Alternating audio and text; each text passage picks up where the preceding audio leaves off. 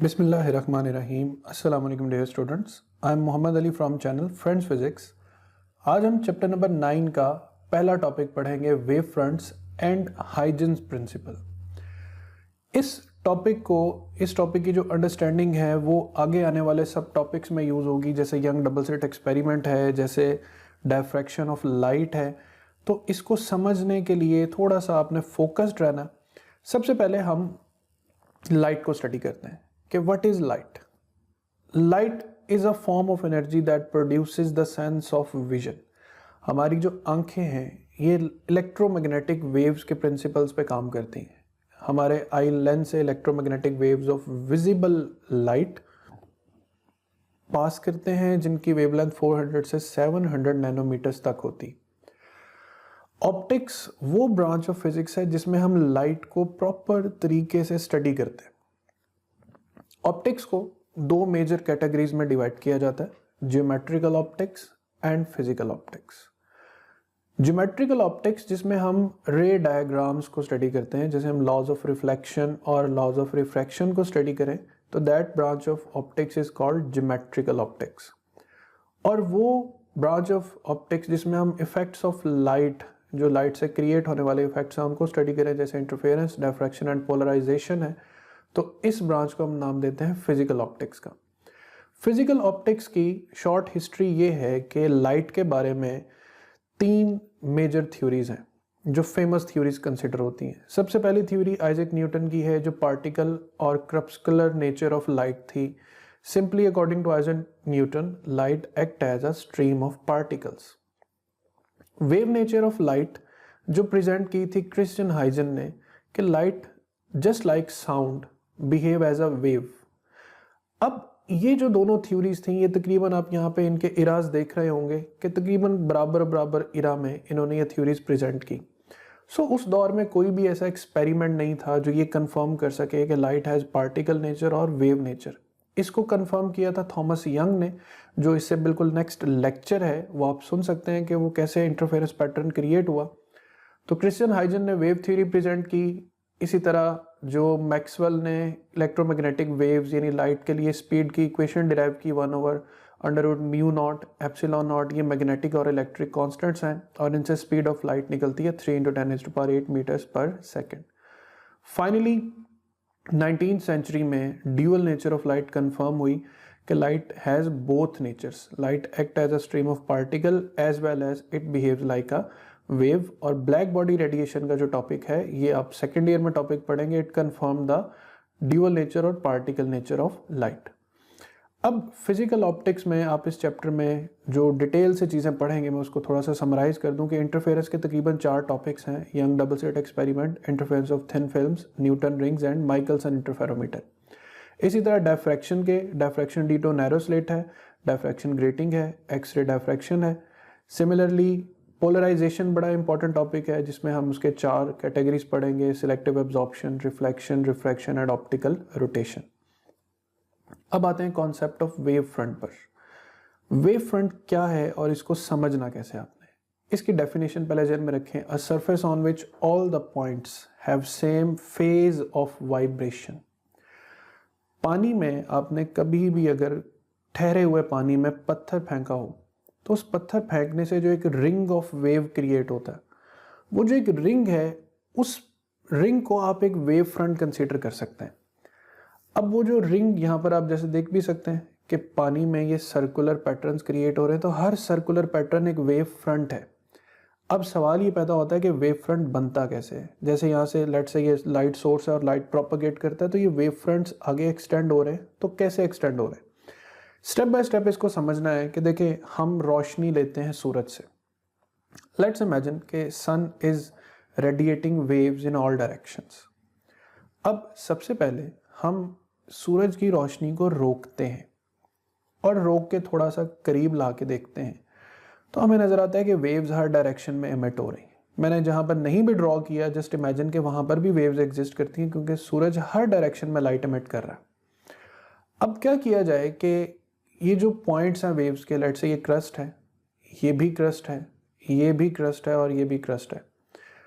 अब ये तो वो वेव्स हैं जो मैंने अपीयर की हैं, जो वेव्स अपीयर नहीं भी हैं यहाँ पर उनके भी क्रस्ट पॉइंट्स एग्जिस्ट करेंगे। तो हम क्या करते हैं कि सब क्रस्ट पॉइंट्स को इकट्ठा मेंशन कर लेते हैं, स्पॉट अप कर लेते हैं कि ये सब पॉइंट्स हैं क्रस्ट। अब इन सब पॉइंट्स को अगर हम एक सर्कल ड्रॉ करके कनेक्ट कर दें तो ये पूरा सर्कल एक सरफेस बन गया, और इस सरफेस के ऊपर जितने भी पॉइंट्स थे, पॉइंट 1, पॉइंट 2, पॉइंट 3, पॉइंट 4, उनका फेज ऑफ वाइब्रेशन क्या था, सेम, यानी सबके सब क्रस्ट थे।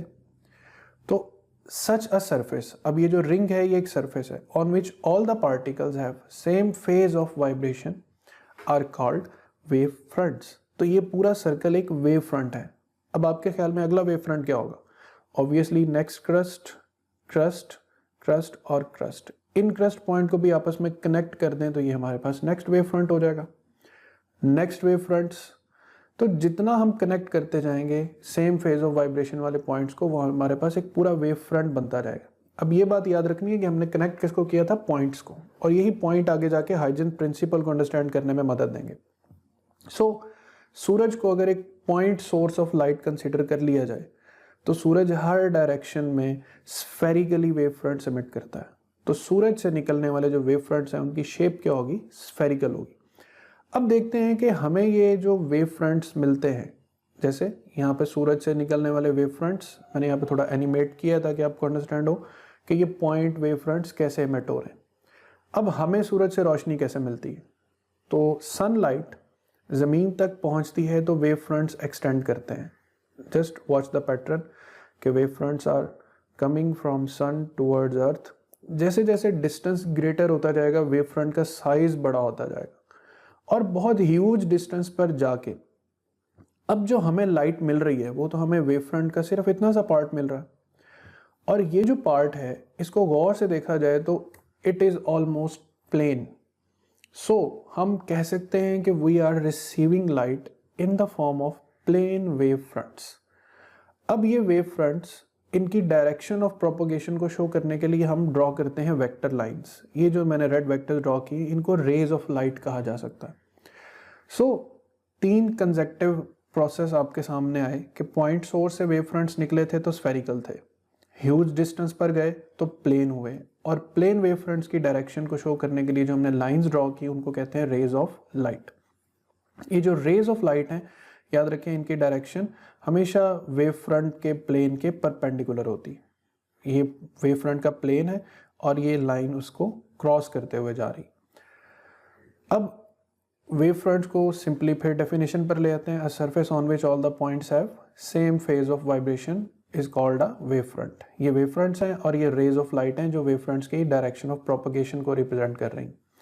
टाइप्स ऑफ वेव फ्रंट्स में प्लेन वेव फ्रंट है, wave front for from source, source से कहीं दूर जो वेव फ्रंट की शेप होती है वो नियरली प्लेन हो जाती है। आपको प्लेन वेव फ्रंट्स क्रिएट करने हो तो क्या करें? किसी भी कन्वेक्स लेंस के फोकस पर एक लाइट सोर्स रख दें।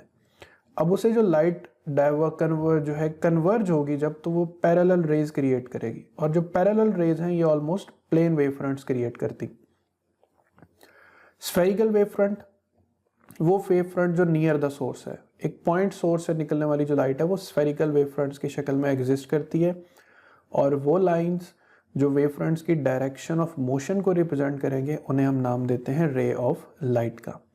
तो यहाँ तक हमने एक वेव फ्रंट को स्टडी किया। अब वेव फ्रंट में और भी कुछ प्रॉपर्टीज़ हैं जिन्हें हम स्टडी करेंगे हाइजेंस प्रिंसिपल में। It's a very beautiful principle. It says that every point on the wave front can act as a source of secondary wavelet. जैसे यहाँ पे आप एक इमेज में देख सकते हैं कि प्लेन वेव फ्रंट्स आ रहे हैं। अब सारे वेव फ्रंट बाकी सारे पार्ट से ब्लॉक हो रहे हैं, सिर्फ एक पॉइंट आगे एमिट होने दे रहे हैं हम। तो इस पॉइंट से हमें यूं लग रहा है जैसे एक नया वेव फ्रंट जनरेट हो गया। यहाँ पर एक लाइन लिखी है, इसको गौर से समझना है। The position and shape of a new wave front is tangent envelope of secondary wavelets. अब ये टेंजेंट का इसमें क्या चक्कर है और एनवेलप का क्या चक्कर है, उसको देखने के लिए दोबारा हम सूरज की डायग्राम ले आते हैं। याद होगा कि ये सरफेस हमने कैसे बनाया था, पॉइंट्स को कनेक्ट करके। तो एक्चुअल में ये सरफेस नहीं है, एक्चुअल में ये पॉइंट्स हैं। लिहाजा हम इसमें से सिर्फ सरफेस को सेपरेट करते हैं। अब देखें ये सरफेस किससे बना हुआ है? पॉइंट्स से मिलकर बना हुआ है। सिर्फ पॉइंट्स और सरफेस को कंसीडर करें, अब ये जो पॉइंट था यहाँ पर, हाइजेंस प्रिंसिपल सेज कि every point can generate its own wavelet. गौर से देखेंगे तो ये पॉइंट अपना वेवलेट जनरेट करता है, अगला पॉइंट अपने वेव फ्रंट्स या वेवलेट्स सेकेंडरी वेवलेट्स जनरेट करता है। हर पॉइंट जब अपने अपने वेवलेट्स जनरेट करेगा, अब वो लाइन जो सर्कल को एक पॉइंट पे कनेक्ट करती है उसे टेंजेंट कहते हैं। अब अगर मैं इन सब सर्कल को एक टेंजेंट लाइन ड्रॉ करके कनेक्ट कर दूं तो that it would be look like, अब देखें मैंने नया वेव फ्रंट कैसे डिज़ाइन किया है, वेवलेट्स पर टेंजेंट ड्रॉ करके। अब इससे नेक्स्ट वेव फ्रंट कैसे ड्रॉ किया जा सकता है, ऑब्वियसली जो मैंने यहाँ पे सरफेस ड्रॉ किया है इसको भी आप कंसिडर कर सकते हैं कि it is made up of points and every point is capable of generating it's on wavelets, और फिर उनको टेंजेंट करके हम नया वेव फ्रंट जो है वो जनरेट कर सकते हैं। इस इमेज में आप और क्लियरली देख सकते हैं कि सोर्स ऑफ लाइट है, ये एक वेव फ्रंट है जो सेकेंडरी वेवलेट्स जनरेट करता है। उस सेकेंडरी वेवलेट्स पर फिर पॉइंट्स हैं जो फर्दर वेवलेट्स जनरेट कर सकते हैं, उसके ऊपर भी पॉइंट्स फर्दर वेवलेट्स जनरेट कर सकते हैं। यानी ये सिलसिला ना ख़त्म होने वाला सिलसिला है। सिर्फ क्या होगा कि लाइट की इंटेंसिटी कम होती जाएगी, लेकिन हर पॉइंट एक नया वेवलेट जनरेट कर सकता है। तो यही आपकी बुक डायग्राम है कि ये एक वेव फ्रंट है ब्लू लाइन, जिस पे हर पॉइंट सेकेंडरी वेवलेट्स जनरेट करने की एबिलिटी रखता है। C del T actually distance है जो लाइट डेल टी टाइम में ट्रैवल करेगी। तो every point on a wave front can act as a source of secondary wavelets, और अगर आप टेंजेंट ड्रॉ करें तो आप न्यू वेव फ्रंट की लोकेशन डिस्क्राइब कर सकते हैं। तो ये था स्टूडेंट्स वेव फ्रंट्स का टॉपिक। आई एम होपफुल कि आपको ये समझ आया होगा। अगले लेक्चर तक अपना ख्याल रखिएगा। अल्लाह हाफिज़।